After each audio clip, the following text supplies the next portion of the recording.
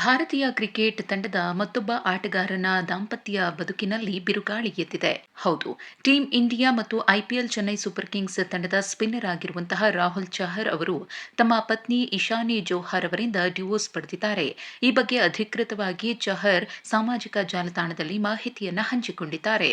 ಇನ್ನು 2022ರ ಮಾರ್ಚ್ನಲ್ಲಿ ರಾಹುಲ್ ಇಶಾನಿ ವೈವಾಹಿಕ ಜೀವನಕ್ಕೆ ಕಾಲಿಟ್ಟಿದ್ರು. ಇದೀಗ ಈ ದಂಪತಿ ವಿಚ್ಛೇದನವನ್ನ ಪಡೆಯುವ ಮೂಲಕ ದೂರಾಗಿದೆ. ಇನ್ನು ತಮ್ಮ ಜೀವನ ಮತ್ತು ವಿಚ್ಛೇದನದ ಬಗ್ಗೆ ರಾಹುಲ್ ಚಹರ್ ಹೇಳಿರುವುದು ಹೀಗೆ: ನಾನು ನನ್ನ ಜೀವನ ಅರ್ಥ ಮಾಡಿಕೊಳ್ಳುವ ಮೊದಲೇ ಮದುವೆ ಆದೆ. ಆನಂತರ ಅಂದುಕೊಳ್ಳದ ಅನೇಕ ಪಾಠಗಳು ಜೀವನದಲ್ಲಿ ಎದುರಾಯಿತು. ಕೆಲವು ಸಂಬಂಧಗಳು ಶಾಶ್ವತವಾಗಿ ನಮ್ಮೊಂದಿಗೆ ಇರದಿದ್ದರೂ ಆ ಸಂಬಂಧಗಳಿಂದ ಕಲಿತ ಪಾಠ ಎಂದಿಗೂ ನಮ್ಮೊಂದಿಗೆ ಇರುತ್ತೆ. ಹಾಗೆಯೇ ಕಳೆದ 15 ತಿಂಗಳುಗಳನ್ನ ನಾನು ಕೋರ್ಟ್ನಲ್ಲೇ ಕಳೆದಿದ್ದೇನೆ. ತಾಳ್ಮೆ, ಸತ್ಯದಿಂದ ಬರುವ ಶಕ್ತಿಯ ಬಗ್ಗೆ ಕಲಿಯುತ್ತಿದ್ದೇನೆ. ನಾನು ಬುದ್ಧಿವಂತನಾಗಿ ಹೆಚ್ಚು ಅರಿವಿನೊಂದಿಗೆ ಜೀವನವನ್ನ ಮುಂದುವರಿಸುವುದಕ್ಕೆ ಇಷ್ಟಪಡ್ತೀನಿ.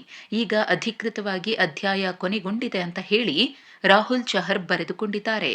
26 ವರ್ಷದ ರಾಹುಲ್ ಚಹರ್ ಮತ್ತು ಇಶಾನಿ ಪರಸ್ಪರ ಒಪ್ಪಿಗೆಯ ಮೇರೆಗೆ ವಿಚ್ಛೇದನವನ್ನ ಪಡೆದಿದ್ದು, ಇದೀಗ ಕಾನೂನು ಪ್ರಕ್ರಿಯೆ ಎಲ್ಲವೂ ಕೂಡ ಸಂಪೂರ್ಣಗೊಂಡಿದ್ದು, ತಮ್ಮ ಜೀವನ ಈ ಮೂಲಕ ಅಂತ್ಯಗೊಂಡಿದೆ ಎಂಬುದನ್ನು ವಿವರಿಸಿದ್ದಾರೆ.